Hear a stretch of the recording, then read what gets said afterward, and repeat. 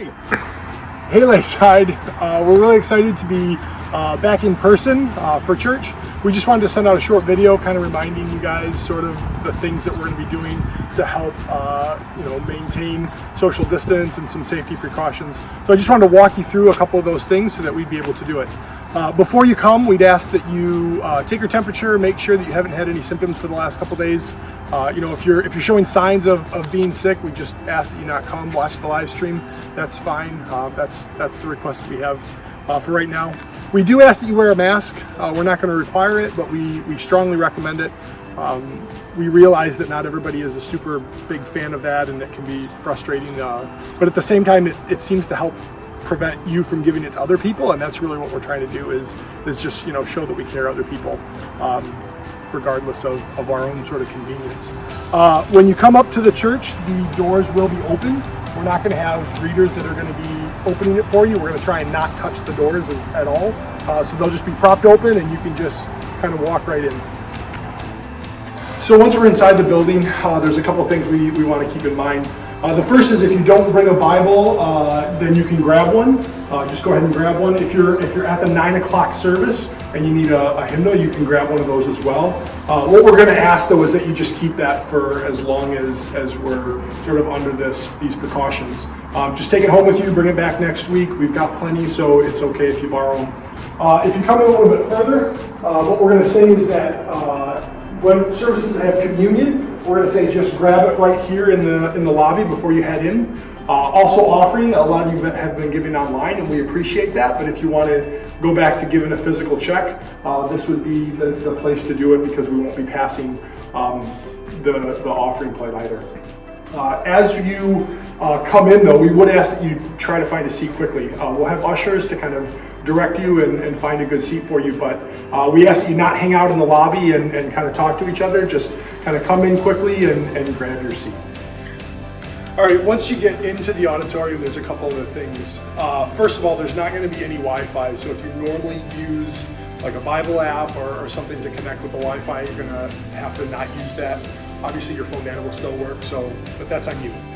We don't have a ton of bandwidth here, so we're going to have to save that Wi-Fi for the streaming. Another thing is that the windows are going to be open. The circulation of the air is really important. We feel like ventilation is a big part of that. So all the windows are going to be open, and so if you're not comfortable with the temperature outside, you may want to dress appropriately, whether that's super hot or super cold. It's kind of on you. You know that now, so you need to be prepared. The other thing is in the actual seats, basically we're going to be every third row. So 2 rows in a row are going to be blocked off because of how close they are together.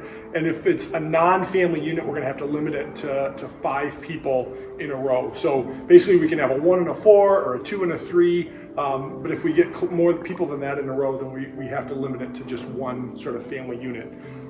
That's to maintain the social distancing sort of throughout the service. And then after the service, what we're going to do is we're going to actually dismiss by row. And so we'll move from front to back so people can kind of just get out of here fairly quickly. And we ask that you not hang out in the lobby. If you want to fellowship, if you want to have conversations, that's fine. But we'd ask that you do that out in the parking lot. Another thing that you need to realize is that we're only going to have this family bathroom open. The rest of the bathrooms in the building, and actually the rest of the building, we're going to keep quiet. We're going to have it dark and shut down. The goal there is to kind of concentrate on where we know we need to clean, so we don't have to sort of clean everything. So there will be 1 bathroom that will be open for the entire building. The nursery will be, you can change your kid's diaper in there, is essentially what we're saying, but we don't want to have a lot of kids in there. Again, kids have a tendency to not be able to social distance or not slop around things, so we're going to keep them out of the nursery except for diaper changes.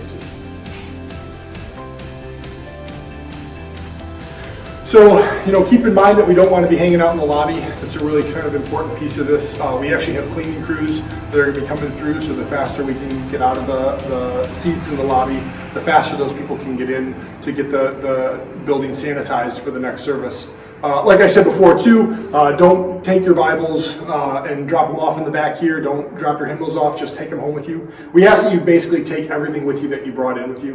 We don't want to have to be picking stuff up in pews between services. There's trash, so you can throw out your communion cups there, any extra things that you picked up along the way. And then, like I said, you can go out, hang out in the parking lot if you want to fellowship. And we remind you again, like, this is just to keep us all safe. This is not because, we're trying to make a stand on anything, but we just want to try and practice, a lot of safety as we move forward.